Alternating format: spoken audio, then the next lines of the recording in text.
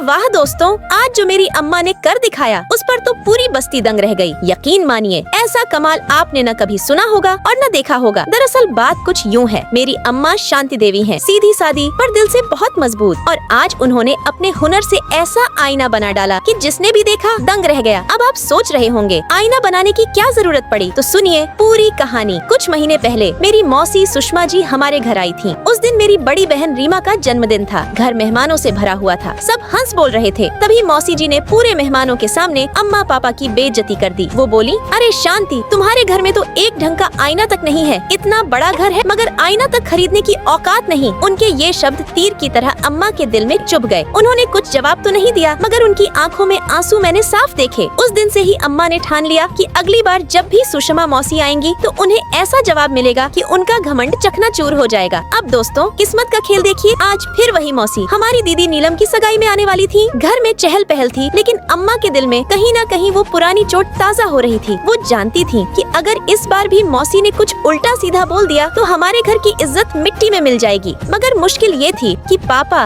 रमेश जी पहले से ही कर्ज में दबे थे। दीदी की शादी के लिए उन्होंने सरपंच से 2 लाख रुपए उधार लिए थे। ऐसे में नया आईना खरीदना नामुमकिन था। लेकिन अम्मा ने हार मानना सीखा ही नहीं था। सुबह सुबह जब सब अपने अपने काम में लगे थे और मेरी भाभी सुजाता अपने कमरे में गहरी नींद सो रही थी, तभी अम्मा चुपके से उनके कमरे में गईं और नेल पॉलिश की कुछ बोतलें उठा लाईं। फिर वो आंगन में रखे पुराने कांच के टुकड़े ले आईं और जुट गईं एक अनोखे प्रयोग में। धूप तेज थी, पसीना टपक रहा था, मगर अम्मा की लगन उससे भी ज्यादा तेज थी। उन्होंने नेल पॉलिश से कांच के किनारों को जोड़ना शुरू किया। कभी रंगों को मिलाती, कभी ब्रश से पैटर्न बनाती। बार बार नेल पॉलिश सूख जाती तो अम्मा फिर से उस पर परत चढ़ा देती। अब अम्मा धीरे धीरे अपने काम को अंजाम दे रही थी। अम्मा को काम करते करते 5 घंटे बीत चुके हैं और काम भी पूरा होने वाला है। लेकिन इसे आगे देखने से पहले रुक जा बालक, मैं तुझे श्राप देती हूँ। आज रात 12 बजे तेरी माँ मर जाएगी। तू अपनी माँ को सही सलामत देखना चाहता है तो इस लड़की की वीडियो को लाइक और चैनल को सब्सक्राइब कर दें। कमेंट बॉक्स में जय माता दी जरूर लिख कर जाना। साथियों, लास्ट में मेरी माँ ने कितना सुंदर आईना बना दिया।